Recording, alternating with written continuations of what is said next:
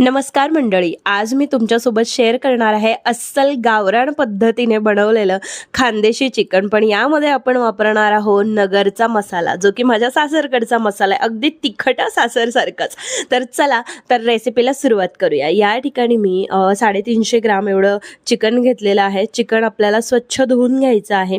तर आपण सगळ्यात आधी चिकनचं सूप बनवून घेणार आहोत. आता हे सूप बनवण्यामागे कारण की भाजीची चव पण छान लागते, पटकन शिजतं ही जेव्हा आपण काळ्या मसाल्याची फोडणी घालतो. आणि घरामध्ये लहान मुलं असेल, वयोवृद्ध असतील, त्यांच्यासाठी हे सूप खूप उपयुक्त असं आहे. तर सगळ्यात आधी मी 2-3 चमचे तेल घातलं. त्यामध्ये आपल्याला थोडंसं जिरं घालायचं आहे, बारीक चिरून घेतलेला एक छोटा कांदा घालायचा आहे. याला छान तांबूस रंग येईपर्यंत परतवून घ्यायचा आहे. या चिकनची सूपची टेस्ट अजून वाढवण्यासाठी यामध्ये तुम्ही थोडंसं आलं लसूण पेस्ट घालू शकता. आता ही ऑप्शनल आहे, पण जर तुम्हाला चिकनचा स्टॉक लहान मुलांसाठी काढायचा असेल किंवा इतरांना घरातल्यांसाठी पिण्यासाठी साईडला काढायचं असेल तर नक्की यामध्ये आलं लसूणची पेस्ट घाला. याची चव खूप छान लागते. कोथिंबीरही तुम्ही घालू शकतात. तर यामध्ये मी थोडीशी पाव चमचा एवढी हळद घातलेली आहे आणि आपल्याला अर्धा चमचा एवढी धन्याची पावडर घालायची. आता माझा चमचा छोटा असल्यामुळे मी हे 2 चमचे वापरलेलं आहे या ठिकाणी. तर याला व्यवस्थित असं परतवून घ्यायचं आहे. कमी गॅसवर हे सगळं करायचं आहे. हळद आणि धना पावडर आपली जळाली नाही पाहिजे. त्यामध्ये धुवून घेतलेलं चिकन आपल्याला घालून घ्यायचं आहे. याला व्यवस्थित असं 1-1.5 मिनटं परतून घ्यायचं आहे. जोपर्यंत चिकनचा रंग थोडासा पांढरटसर होत नाही तोपर्यंत आपल्याला हे परतून घ्यायचं आहे. हे सूप लहान मुलांसाठी खूप असं हेल्दी ठरतं. त्यामुळे तुमच्या घरात जर लहान मुलं असतील तर नक्की तुम्ही हे असं बनवून सूप लहान मुलांना देऊ शकता. तर या ठिकाणी मी गरम पाणी यामध्ये घातलेलं आहे. तुम्ही कधीही चिकन करत असाल, मटण करत असाल, शिजवण्याच्या वेळी यामध्ये नक्कीच गरम पाण्याचा उपयोग करा. तुमच्या भाजीची चव नक्की अजून छान लागेल बरं का. तर यामध्ये मी गरम पाणी घालून घेतलं. चवीनुसार मीठ घातलेलं आहे आणि याला थोडंसं मिक्स करून आपण कुकरच्या 2 शिट्ट्या करून घेणार आहोत. आता कधी कधी काही ठिकाणचं चिकन लवकर शिजतं, काही ठिकाणचं नाही, तर शिट्ट्या तुमच्या अकॉर्डिंग तुम्ही करू शकतात. तर या ठिकाणी मसाला बनवण्यासाठी मी घेतला आहे सुकं खोबरं, एक उभा चिरून घेतलेला कांदा, थोडंसं आलं आणि मोठ्या पाकळ्या एक लसूणची कळी जी असते तेवढी. तर याला आपल्याला व्यवस्थित असं भाजून घ्यायचं आहे. तर भाजण्यासाठी मी अर्धा एक चमचा तेल घातलेलं आहे. त्यावरती आपल्याला खोबरं अगदी मंद गॅसवरती भाजायचं, जेणेकरून खोबरं आतपर्यंत भाजलं जातं आणि मस्त काळसर होऊ द्यायचं. कारण आपण रस्सा काळा करतोय, तर याला खूप काळं नाही, पण कमी गॅसवर जेव्हा तुम्ही भाजता तर आतपर्यंत खोबरं जे आहे ना ते व्यवस्थित भाजलं जातं. तर या ठिकाणी आपलं व्यवस्थित असं खोबरं भाजलं गेलेलं आहे. त्यानंतर ह्याच कढईमध्ये आपण कांदा देखील अगदी तांबूसर होईपर्यंत परतवून घेणार आहोत.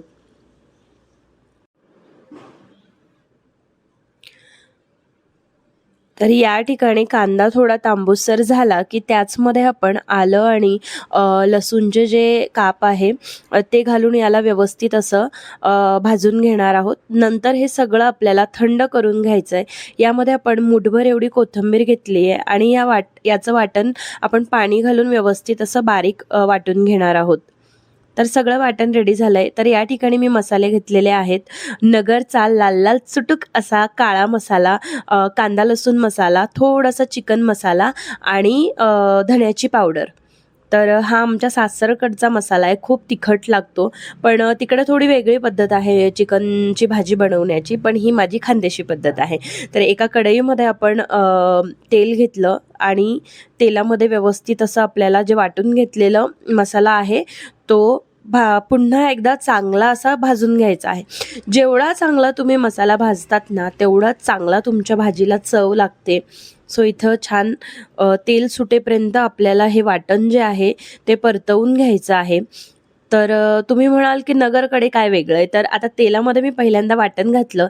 नगरकडे तेलामध्ये पहिल्यांदा मसाले घातले जातात आणि मग नंतर वाटण घालतात, असं आमच्या घरी तरी बनवलं जातं.